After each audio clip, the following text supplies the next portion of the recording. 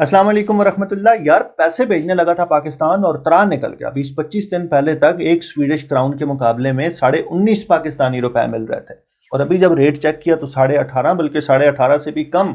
पता नहीं यहाँ की मईशत को क्या हो गया, यहाँ के मईशत दान सो रहे हैं, यहाँ की हुकूमतें सो रही हैं, या क्या खबर यहाँ के नौजवानों का भी किसी के जलसे में नाचने को जी करता हो। तो स्वीडिश क्राउन जो है ना वो तल्ले तल्ले तल्ले होता जा रहा है। लेकिन जब थोड़ी सी तहकीक की तो पता चला नहीं, स्वीडिश क्राउन तो वहीं पे है जहाँ पे पिछले 25 सालों से है। वैसे जो लोग स्वीडन को जानते हैं उन्हें पता है, बड़े ठंडे मिजाज के लोग हैं, तो यहाँ पे चीज़ें ऊपर नीचे नहीं होती, तकरीबन कांस्टेंट रहती हैं।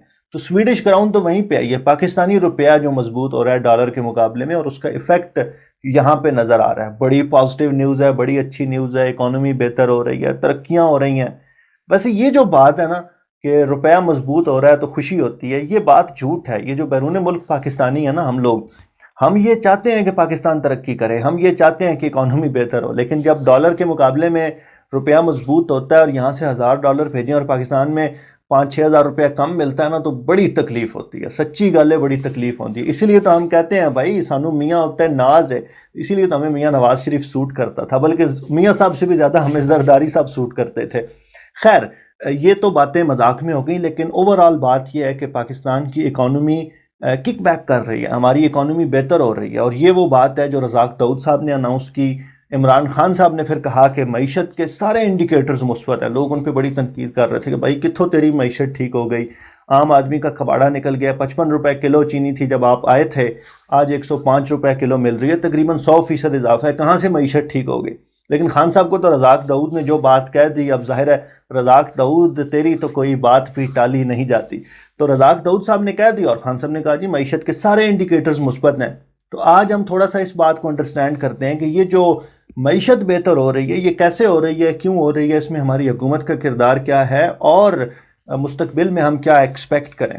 सबसे पहली बात तो ये कि दो बातें की जा रही हैं। एक ये है कि हमारी एक्सपोर्ट्स बढ़ रही हैं, हमारी एक्सपोर्ट्स में बहुत एक्सपोनेंशियल इंक्रीज़ हो रहा है। और दूसरी बात ये कि हमारी रेमिटेंस जो ज़र मुबादला है, जो बैरून मुल्क से पाकिस्तानी पैसे भेजते हैं, वो बढ़ रहे हैं।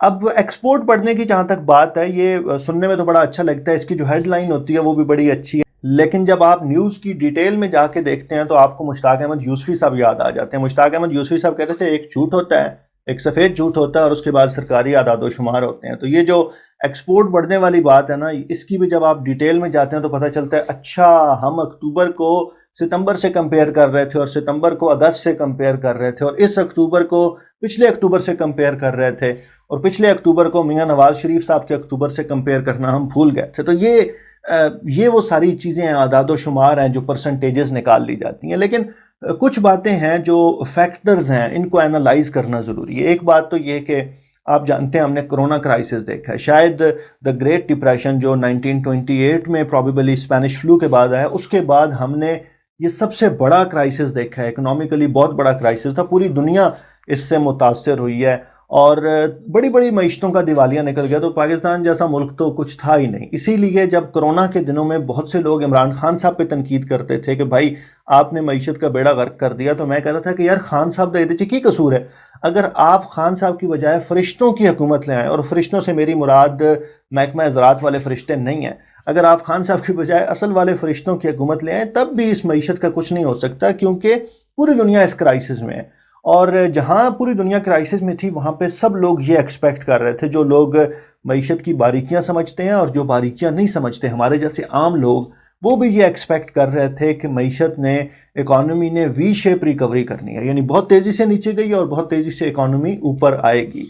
अच्छा, अब जिस तरह उन कोरोना के दिनों में मुआशी क्राइसिस का ब्लेम खान साहब पे नहीं डाला जा सकता, इसी तरह ये जो आजकल परसेंटेज इंक्रीजेज हो रहे हैं ना एक्सपोर्ट में या रेमिटेंस में, इसका क्रेडिट भी खान साहब को नहीं दिया जा सकता। अच्छा, अब मैं कोई बखील आदमी नहीं हूं कि खान साहब को क्रेडिट ना दूं, मैं क्रेडिट देना चाहता हूं, लेकिन प्रॉब्लम यह है कि खान साहब को क्रेडिट दिया जाएगा उनकी पॉलिसीज़ का, उनकी जानिब से उठाए जाने वाले स्टेप्स का, लेकिन ये जो कुछ हो रहा है ये नेचुरल है। मैं आपको उसकी मिसाल देता हूँ। एक्सपोर्ट में जो इंक्रीज़ है उसमें सबसे बड़ा इंक्रीज़ देखा गया टेक्सटाइल सेक्टर में, और टेक्सटाइल सेक्टर में ये इंक्रीज़ देखने की एक वजह ये है कि पाकिस्तान ने साउथ एशिया में जो बाकी ममालिक हैं, जिस तरह बांग्लादेश है या इंडिया है, वहाँ से نسبتاً نرم لاک ڈاؤن کیا اور پھر جلدی اس کی ریسٹرکشنز ختم کی.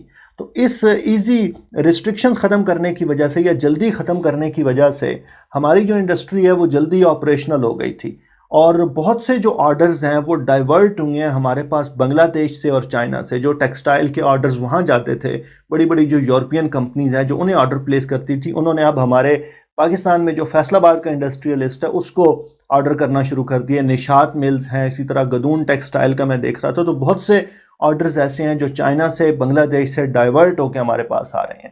تو یہ نیچرل فینامنا ہے، اس میں خان صاحب کا کوئی کریڈٹ نہیں ہے. لیکن ایک سٹیپ ایسا ہے جہاں پہ اگر خان صاحب پرفارم کریں گے تو اگلے سال ان دنوں میں بیٹھ کے ہم خان صاحب کو اس پہ اپریشیٹ کر رہے ہوں گے. اور وہ یہ ہے کہ اگر ہم ان کمپنیز کو، ان کسٹمرز کو ریٹین کر لیتے ہیں، اور اس ریٹین کرنے کے لیے دو چیزوں پہ کام کرنا ہوگا. ایک یہ ہے کہ اپنے انڈسٹریلسٹ کو فیسیلیٹیٹ کریں، اپنی صنعت کو سہولت دیں. جس طرح 2 ہفتے پہلے شاید خان صاحب نے کسی میٹنگ میں انڈسٹری کو جو الیکٹریسٹی ہے وہ نارمل ٹیرف پہ دینے کی منظوری دی ہے. تو اس طرح کے جب آپ سٹیپس کریں گے اور ان کو آپ ریلیٹ کریں گے انڈسٹری کے آؤٹ کم کے ساتھ، تو یہ بڑی اچھی ایک کمبینیشن بن جائے گا. تو اگر اگلے سال اور پھر اس سے اگلے سال یہ کسٹمرز ہمارے پاس ریٹین ہوتے ہیں تو پھر ہم یہ کہیں گے کہ پاکستان میں جو حکومت ہے اس نے اکانومی کو بہتر کرنے کے لیے کوئی سٹیپس لیے ہیں. کیونکہ ابھی تک جو کچھ ہو رہا ہے یہ نیچرل ہو رہا ہے. اگر آپ نے کچھ کرنا ہے تو وہ اس طرح کے سٹیپس ہیں جو آپ لیں گے تو ہم پھر انہیں اپریشیٹ بھی کریں گے. اسی طرح یہ بھی ذہن میں رکھنا چاہیے کہ یہ جو ایکسپورٹ میں انکریز ہے یہ 1 یا 2 سیکٹرز میں تو بہت زیادہ ہے. جس طرح ٹیکسٹائل کی ہم نے بات کی، فارماسیوٹیکل کی آپ بات کر لیں، انہوں نے پروبیبلی 22.6% شاید انکریز ہے ان کی ایکسپورٹس میں. لیکن اوورآل جو ہماری ایکسپورٹس ہیں وہ اسی لیول پہ ہیں جہاں پہ پچھلے سال تھیں. شاید ہم نے کوئی مارجنلی ڈیکریز بھی کیا ہے، 0.1% یا 0.2% کا ڈیکریز ہے ہماری اوورآل ایکسپورٹس میں. اس کا مطلب یہ ہوا کہ ایکسپورٹ کے اینڈ پہ ہم نے کوئی بڑا مارکا نہیں مارا، صرف یہ کہ 1-2 سیکٹرز ہمارے بہتر ہوئے ہیں. اور جیسا کہ میں نے کہا کہ ہم اگر انڈسٹری کو مینٹین کر لیتے ہیں، کسٹمرز ریٹین کر لیتے ہیں، تو مستقبل میں ہمیں فائدہ ہو سکتا ہے. لیکن ساتھ ہی ساتھ یہ بات بھی ذہن میں رکھنی چاہیے کہ کچھ لوگ کہہ رہے ہیں ٹریڈ ڈیفیسٹ کم ہو گیا. رزاق داؤد صاحب نے اس بات کو بہت پراؤڈلی پریزنٹ کیا کہ ہسٹوریکلی ٹریڈ ڈیفیسٹ کم ہوا ہے.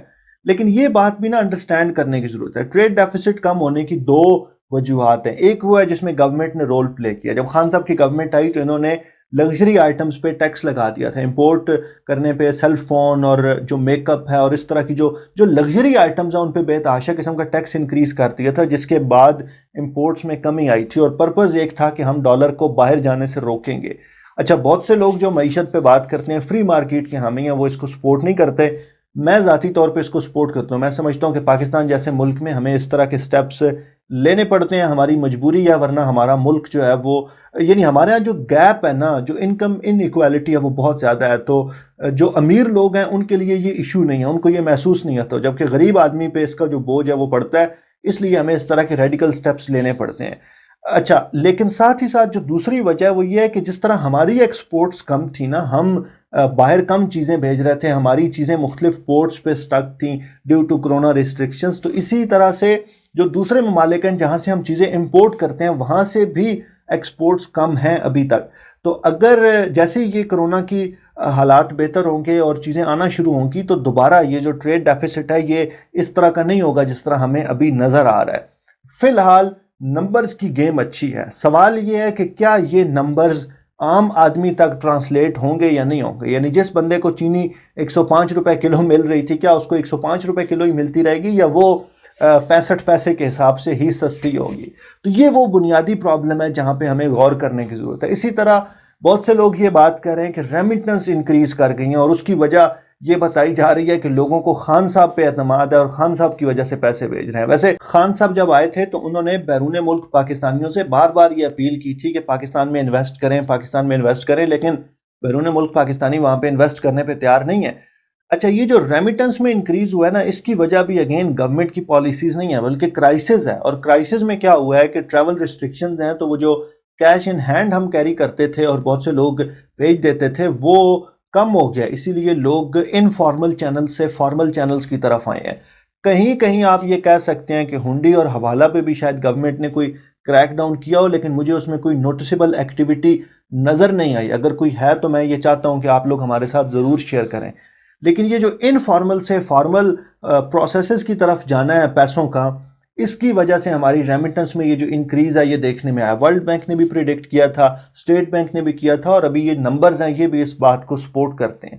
اگین یہاں پہ وہ چیز ہے جو گورنمنٹ کے کرنے کا کام ہے. گورنمنٹ کو ایسی اسٹریٹجی بنانی ہوگی کہ جن لوگوں کو, جن فیملیز کے پاس یا جہاں پہ ان پینڈیمک کے دنوں میں جن اکاؤنٹس میں زیادہ پیسے آ رہے ہیں ان کو مانیٹر کریں, اور مستقبل کے لیے یہ میک شور کریں کہ ہم ان سے پراپر ٹیکس بھی لے رہے ہوں, اور وہ لوگ پھر دوبارہ انفارمل ذریعوں سے پیسے نہ بھیجیں. یعنی یہ وہ کرنے کا کام ہے جو گورنمنٹ سے ایکسپیکٹڈ ہے, اور گورنمنٹ کو یہ کرنا ہوگا. تو اگر گورنمنٹ یہ کر لیتی ہے, اور یہ جو ریمیٹنس میں انکریز ہے, جس لیول پہ ہماری ریمیٹنس اب پہنچی ہے, اگر اس کو برقرار رکھا جاتا ہے تو پھر اگلے سال سپتمبر اکتوبر میں ہم بیٹھ کے خان صاحب کی گورنمنٹ کو اپریشیٹ کریں گے. لیکن ابھی تک جو ہو رہا ہے اس میں خان صاحب کا کوئی کمال نہیں ہے. یہ تو حالات ہی ایسے ہیں نا, جس طرح کرونا کرائسس میں خان صاحب کو بلیم نہیں تھا, اسی طرح ابھی خان صاحب کا کریڈٹ نہیں ہے. جو بات یاد رکھنے کی ہے وہ یہ کہ کوئی بھی ملک ترقی کرے گا جب وہ پیسے کمائے گا, اور پیسے کمانے کی دو صورتیں ہیں, یا آپ پروڈکٹ بنائیں گے یا آپ سروسز پرووائڈ کریں گے. اب چائنا کا جو ماڈل ہے وہ پروڈکٹ بنانے کا ماڈل ہے.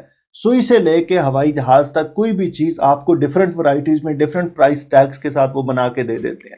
امریکہ کا جو ماڈل ہے اس میں پروڈکٹ بھی ہے, پروڈکٹ کوالٹی بھی ہے, لیکن زیادہ جو اس کا جو فوکس ہے وہ سروسز پہ ہے. امریکی تو کنسلٹنسی کے نام پہ اتنے پیسے کما رہے ہیں جتنے ہم ایکسپورٹ کر کے کماتے ہیں. تو یہ دو ڈیفرنٹ چیزیں ہیں جس پہ ہم کر سکتے ہیں. پاکستان بھی سروسز میں اپنی جو سکلڈ لیبر ہے یا ایون جو نان سکلڈ لیبر ہے ان کو ایکسپورٹ کر کے بھی ہم بہت سا زر مبادلہ اکٹھا کرتے ہیں جو ریمیٹنس کی صورت میں ہمارے پاس آتا ہے. لیکن یہ دو چیزیں ہیں جن پہ ہماری گورنمنٹ کو فوکس کرنا ہوگا کہ پیسے کیسے کمانے ہیں. اور دوسری سب سے اہم بات یہ کہ یہ جو پیسے ہیں اگر تو یہ رزاق داؤد صاحب کے اکاؤنٹ میں جا رہے ہیں, میاں منشا جیسے لوگوں کے اکاؤنٹ میں جا رہے ہیں, علیم خان اور جہانگیر ترین جیسوں کے اکاؤنٹ میں جا رہے ہیں, تو پھر ان کا کوئی فائدہ نہیں ہے. فائدہ تب ہے جب یہ پیسے اور ان پیسوں کی موجودگی اور یہ جو ٹریڈ ڈیفیسٹ کا کم ہونا ہے اور ایکسپورٹ کا انکریز ہونا ہے اور یہ جتنے انڈیکیٹرز ہیں, فائدہ تب ہے جب غریب آدمی تک یہ ٹرانسلیٹ. اور غریب آدمی کا جو مسئلہ ہے وہ وہی ہے, اس کو چینی کتنے کی مل رہی ہے, دال کتنے کی مل رہی ہے, روٹی کتنے کی مل رہی ہے. تو یہ وہ ایشوز ہیں جن کو سارٹ آؤٹ کرنے کی ضرورت. اور آخری بات میں جو کہنا چاہتا ہوں, خان صاحب بڑی ایگزامپل دیتے تھے اسکینڈینیویا کی اقتدار میں آنے سے پہلے, سویڈن, ڈنمارک, ناروے, ان ممالک کی.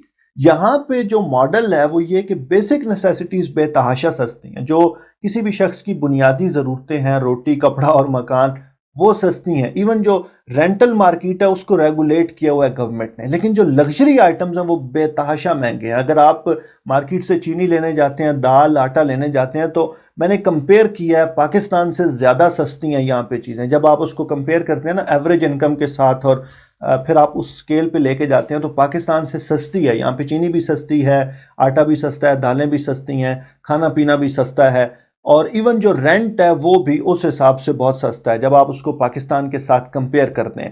لیکن دوسری طرف جو لگژری آئٹمز ہیں, جو فیشن ہے, جو آپ کی جو نیسیسٹیز نہیں ہیں, جو بیسک نیسیسٹیز نہیں ہیں, وہ بے تحاشا مہنگے ہیں.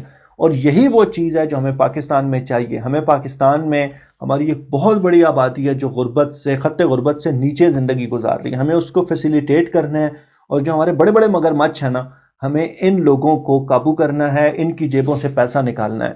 لیکن مسئلہ پتہ ہے کیا؟ مسئلہ یہ ہے کہ اگر یہ بڑے بڑے مگرمچھ تیاروں میں امیدوار بھر بھر کے لائیں گے اور آپ کی حکومتیں بنائیں گے, اور آپ کی حکومتیں ان امیدواروں پہ کھڑی ہوں گی, تو پھر آپ ان مگرمچھوں کو قابو نہیں کر سکتے, بلکہ یہ مگرمچھ آپ کو قابو میں رکھتے ہیں.